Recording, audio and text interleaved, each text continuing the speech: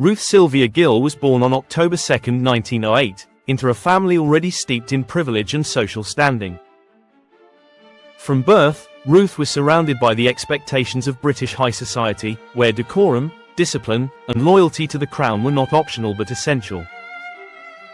Her upbringing reflected the rigid values of Edwardian England, where aristocratic children were trained early to understand hierarchy, obedience, and reputation.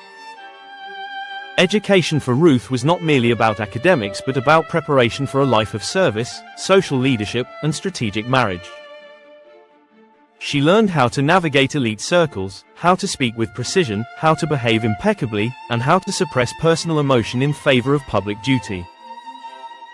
These lessons would define her entire life and, later, influence the environment in which her granddaughter Diana was raised. Ruth grew up during a time when the British Empire still stood tall, and loyalty to monarchy was considered sacred. These formative years instilled in her a deep reverence for royal institutions, a reverence that would later shape her most controversial decisions. Marriage into power and title. In 1931, Ruth married Maurice Roche, 4th Baron Fermoy, a union that elevated her status further within the aristocracy. With this marriage, Ruth became Baroness Fermoy, gaining not just a title but access to the highest social and political circles in Britain. The Fermoy family held strong connections to the royal household, and Ruth embraced her role with enthusiasm and discipline. The marriage produced 3 children, including Frances Roche, who would later become the mother of Princess Diana. Ruth was a traditional mother, believing firmly in structure, authority, and emotional restraint. Affection was not freely given. Discipline and expectation were the primary tools of parenting. As Baroness Fermoy, Ruth cultivated an image of composure, dignity, and unwavering loyalty. She became known for her impeccable manners, sharp intelligence, and dedication to duty. These qualities would eventually bring her into the inner circle of the royal family itself. Service to the Queen Mother. One of the most defining aspects of Ruth Roche's life was her close relationship with Queen Elizabeth, the Queen Mother. Ruth served as a lady-in-waiting to the Queen Mother for decades, a role that demanded absolute discretion, loyalty, and availability. This position was not ceremonial, it was deeply personal and required total devotion. As a lady-in-waiting, Ruth was present during intimate moments of royal life, privy to conversations and events never meant for public knowledge. She accompanied the Queen Mother on engagements, offered counsel, and became one of her most trusted confidants. This relationship elevated Ruth's influence and reinforced her belief that the monarchy must always come before personal relationships.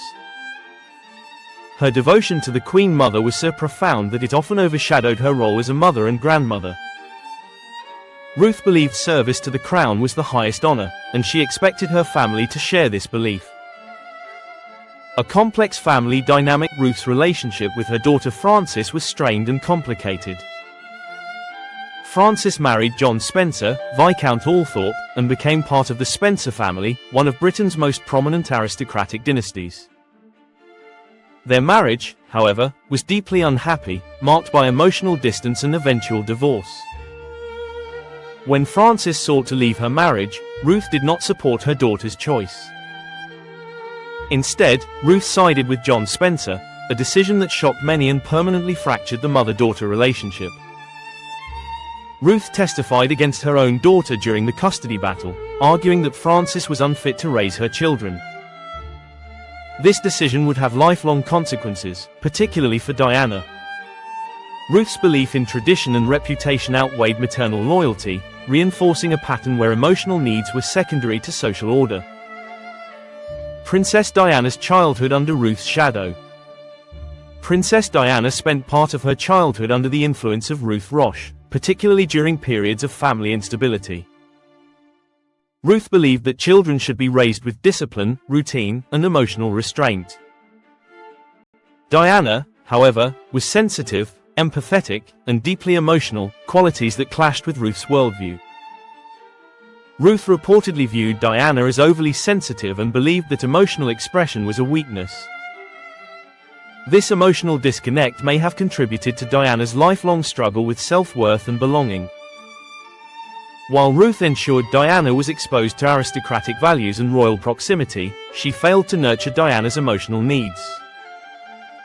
Despite this, Ruth took pride in Diana's position within royal circles and believed her granddaughter's destiny lay within the monarchy itself.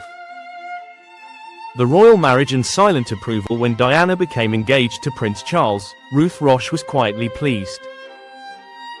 To her, the union represented the ultimate fulfillment of aristocratic duty and royal service.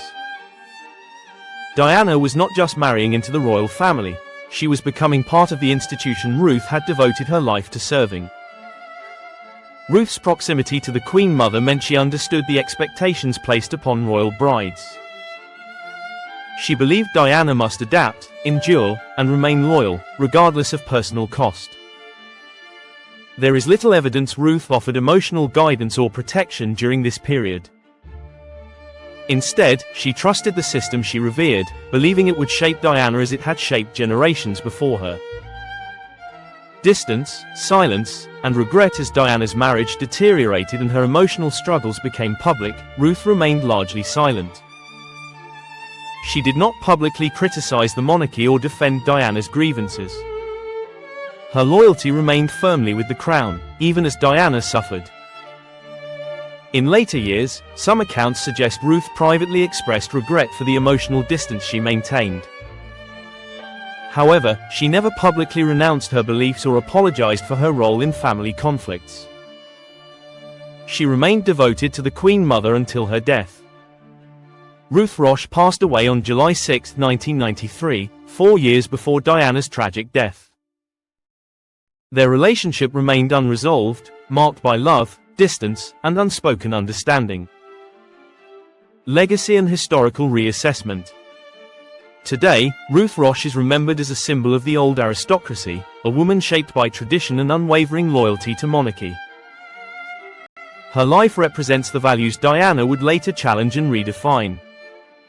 In many ways, Diana's compassion, openness, and emotional vulnerability were a direct response to the rigid environment Ruth embodied. Ruth's legacy is not one of villainy but of complexity. She was a woman of her time, caught between duty and family, tradition and change. Her influence on Diana was profound, shaping both her pain and her strength. Understanding Ruth Roche allows us to better understand Princess Diana, not just as a royal figure, but as a woman navigating the weight of generational expectation. The story of Ruth Roche, Baroness Fermoy, is a reminder that history is shaped not only by those who stand in the spotlight, but by those who quietly influence it from behind the scenes. Her life reveals the powerful forces of tradition, loyalty, and expectation that shaped Princess Diana long before the world knew her name. If you found this deep dive into royal history insightful, emotional, and revealing, don't forget to like, subscribe, and share. More untold royal stories, hidden family dynamics, and historical truths are coming next. Because behind every royal legend lies a story the world was never meant to hear.